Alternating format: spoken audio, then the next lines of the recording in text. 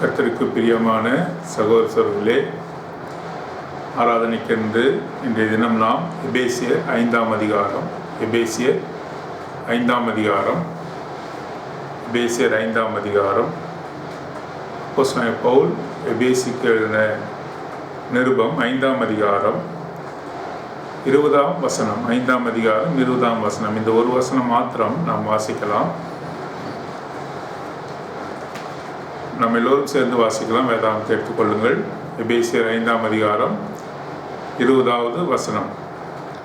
நம்முடைய கர்த்தராகிய இயேசு கிறிஸ்துவின் நாமத்தினாலே எப்பொழுதும் எல்லாவற்றுக்காகவும் பிதாவாகிய தேவனை ஸ்தோத்தரித்து. திரும்பவும் ஒரு முறை வாசிக்கலாம். எபேசியர் 5ஆம் அதிகாரம் 20ஆம் வசனம். நம்முடைய கர்த்தராகிய இயேசு கிறிஸ்துவின் நாமத்தினாலே எப்பொழுதும் எல்லாவற்றுக்காகவும் பிதாவாகிய தேவனை ஸ்தோத்தரித்து. இயேசு கிறிஸ்துவின் நாமத்தினாலே பிதாவாகிய தேவனை ஸ்தோத்திரம் செய்ய வேண்டும் என்று சொல்லி அப்போஸ்தலனாகிய பவுல் எபேசு பட்டணத்தில் இருக்கக்கூடிய சபைக்கு எழுதுகிறார். சொல்லும்பொழுது அவர் சொல்கிறார், எப்பொழுதும் எல்லாவற்றுக்காகவும்.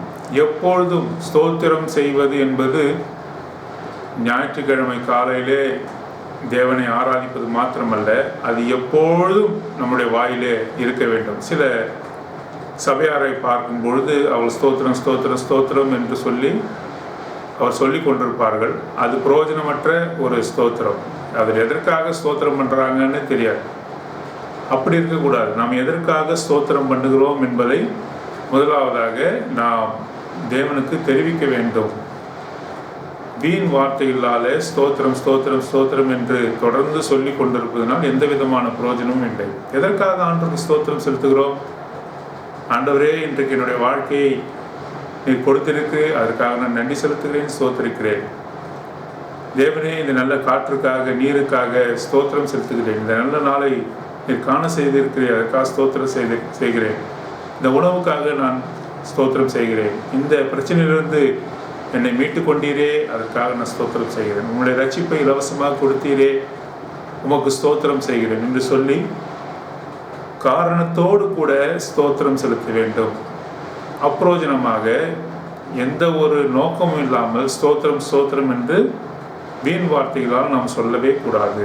ஆகவே எப்பொழுதும் எல்லாவற்றுக்காகவும் அது நன்மையாக இருந்தாலும் சரி, தீமையாக நம்முடைய வாழ்க்கையிலே காரியங்கள் நடைபெற்றாலும் நாம் எல்லாவற்றுக்காகவும் பிதாவாகிய தேவனை ஸ்தோத்தரிக்க வேண்டும் என்பது அப்போஸ்தலனாகிய பவுலுடைய மன கிடக்கையாக இங்கே காணப்படுகிறது. எல்லாவற்றுக்காகவும் யோபு சொன்னது போல எல்லாவற்றுக்காகவும் யோபு நன்றி உள்ளவனாக காணப்பட்டான்.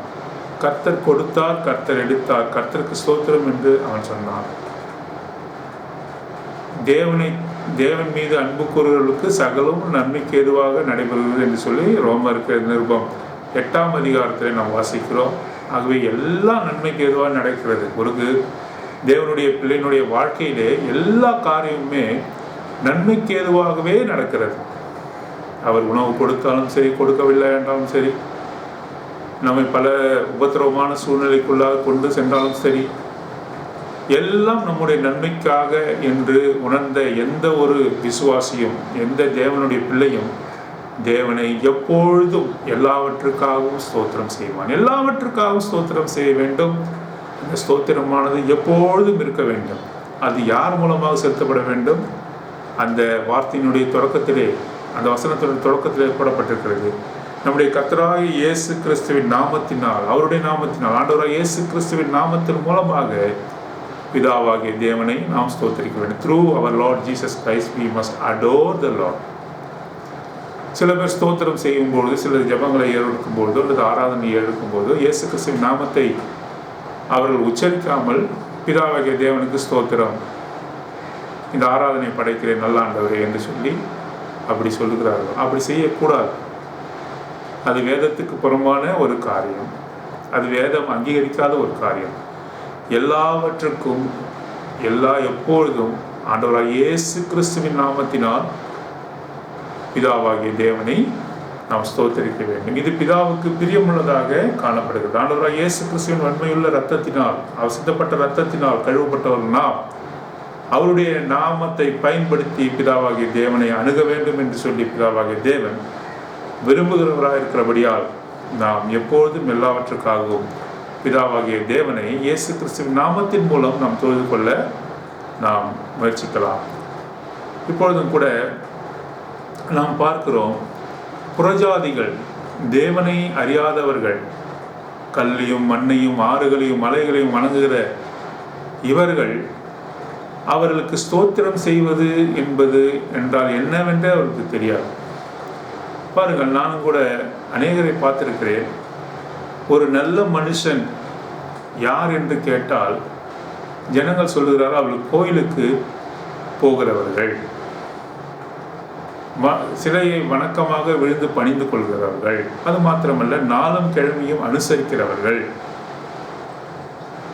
அந்த நல்ல மனிதர்களை நான் சந்தித்து நான் பேசும்பொழுது நீங்கள் என்ன கேட்டுக்கொள்வீர்கள்? உங்களுடைய தேவர்கள் என்று சொல்லப்படுகிற இடத்துல நீங்கள் எதை கேட்டுக்கொள்வீர்கள் என்று சொன்னால், ஒரு சிலர் சொல்லுகிறார்கள், நான் நல்லா இருக்கணும், என்னுடைய குடும்பம் நல்லா இருக்கணும்.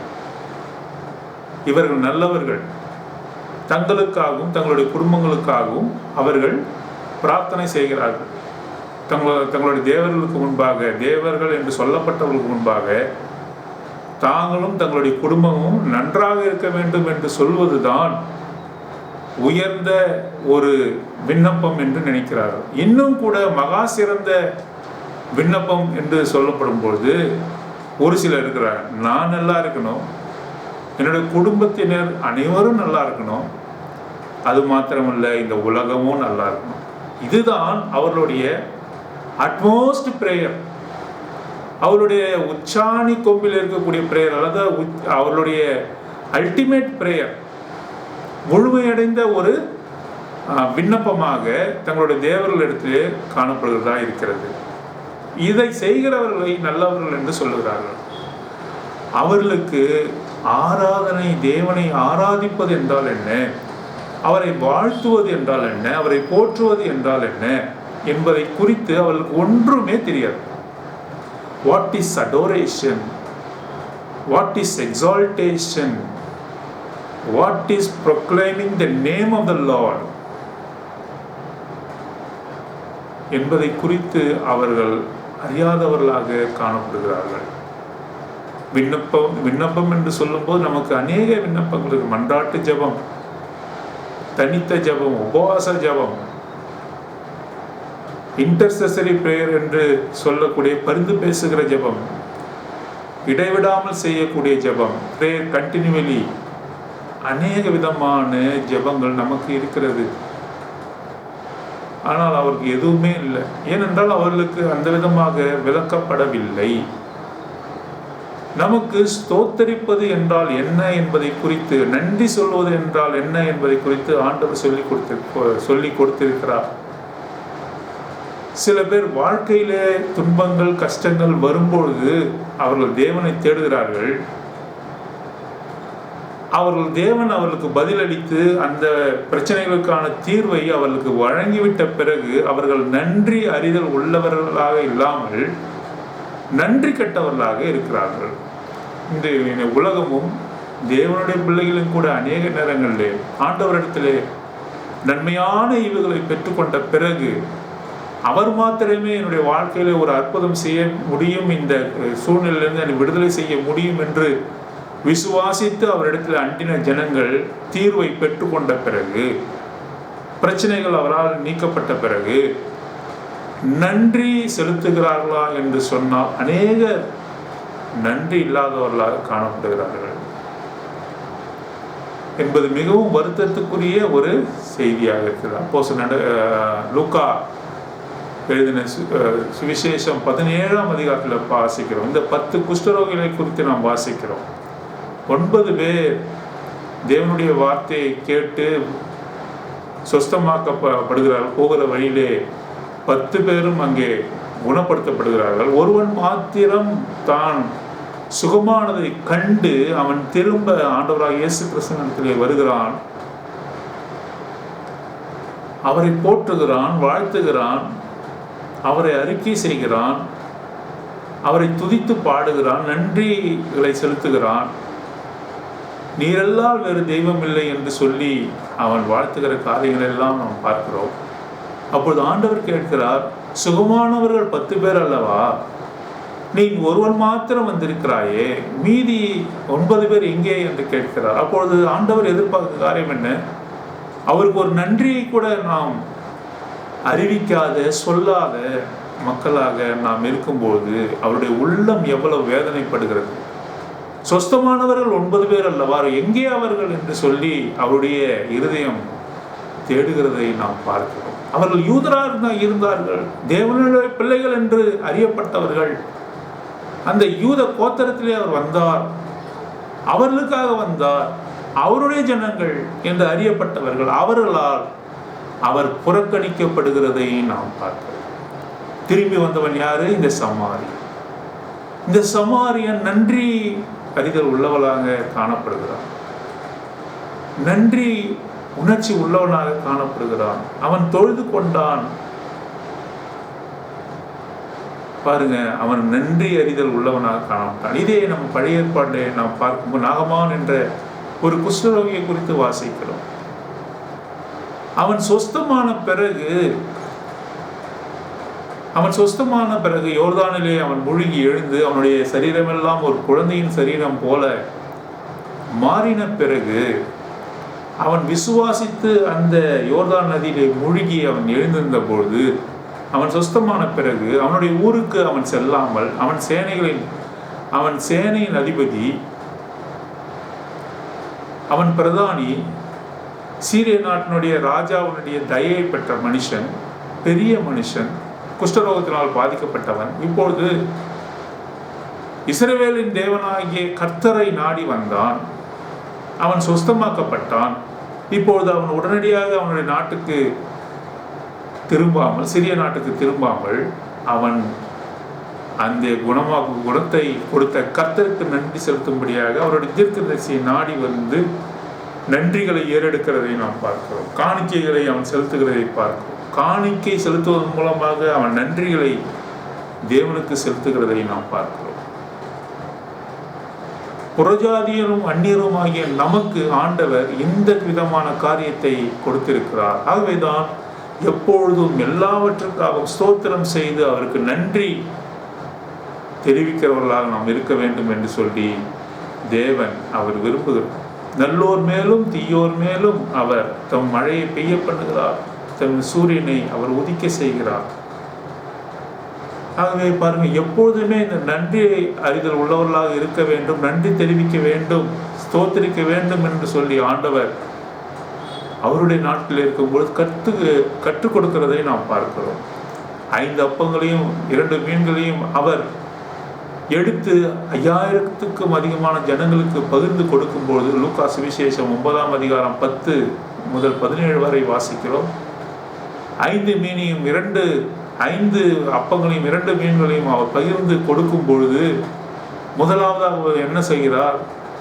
அந்த மீன்களையும் அந்த அப்பத்தையும் வானத்துக்கு உயர்த்தி நன்றி தெரிவித்து, he thanked the Lord, நன்றி தெரிவித்து அதை பிட்டு கொடுக்கிறார் என்று பார்க்கிறோம். லாசருவை கல்லறையிலிருந்து அவர் உயிரோடு எழுப்பும் பொழுது, யோவான் சுவிசேஷம் 11ஆம் அதிகாரம் 41ஆம் வசனம், அவர் ஏறெடுக்கிற அந்த ஜெபத்துக்கு முன்பாக அவர் சொல்லுகிறார், Father, I thank thee because you have heard my prayer. I thank thee, நான் நன்றி செலுத்துகிறேன். You already heard my prayer. என்னோட ஜெபத்தை நீ கேட்டதினால் நான் உனக்கு நன்றி செலுத்துகிறேன். முதலாவதாக அங்கே வருவது ஸ்தோத்திரம், முதலாவதாக வருவது நன்றி. Father, I thank you because you have heard my prayer. லாசருவை அதற்கப்புறம் தான் அவர் எழுப்புறார். அவர் உயிரோடு எழுப்புகிறதை பார்க்கிறோம். மத்தேயு சுவிசேஷம் 11ஆம் அதிகாரம் 25ஆம் வசனம் 26ஆம் வசனத்தில் சொல்லும்போது, பரலோகத்தில் இருக்கிற என் பிதாவே, இவற்றை எல்லாம் இந்த பிள்ளைகளுக்கு இவர்களுக்கு மறைத்து பிள்ளைகள் பாலகருக்கு வெளிப்படுத்தினீரே, நன்றி. He thanked the Lord because the Father has revealed great many things to the children, to the little children. நன்றி தெரிவிக்கிறதை நாம் பார்க்கிறோம். எல்லாவற்றுக்கும் மேலாக பன்னிரவரோடு கூட அவர் வந்திருக்கிற வேளையிலே அந்த பந்தியிலே ராபோஜனத்திலே முதலாவதாக கர்த்தருக்கு தேவனுக்கு நன்றி தெரிவிக்கிறார். He lifted up the cup and thanked the Lord. அவர் அந்த பாத்திரத்தை உயர்த்தி அவர் நன்றி தெரிவிக்கிறதை நாம் பார்க்கிறோம். இதை நான் அப்போஸ்தலனாகிய பவுல் 1 கொரிந்தியர் 11ஆம் அதிகாரம் 24ஆம் வசனத்தில் வாசிக்கிறோம். பந்தி இருக்கும்போது முதலாவதாக தேவனுக்கு நன்றி தெரிவிக்கிறார். ஏன் நன்றி தெரிவிக்க வேண்டும்? ஆண்டவராய் இயேசு கிறிஸ்துவையே அவர் உனக்காகவும் எனக்காகவும் போஜன பலியாக அவர் கொடுத்திருக்கிறார். அவருடைய ஆத்துமா நமக்காக ஊற்றப்பட்டிருக்கிறது. தனது ஏக சுதன் என்று பாராமல், ஒரே பேரான குமாரன் என்று பாராமல் ஆண்டவராய் இயேசு கிறிஸ்துவை இந்த உலகத்துக்காக அனுப்பி உனக்காகவும் எனக்காகவும் அவர் சிலுவையில் மரித்து அவருடைய சொந்த இரத்தத்தினாலே நம்மை கழுவி நம் ஒவ்வொருவரையும் அவருடைய ராஜ்யத்துக்குள்ளாக கொண்டு சேர்த்தாரே.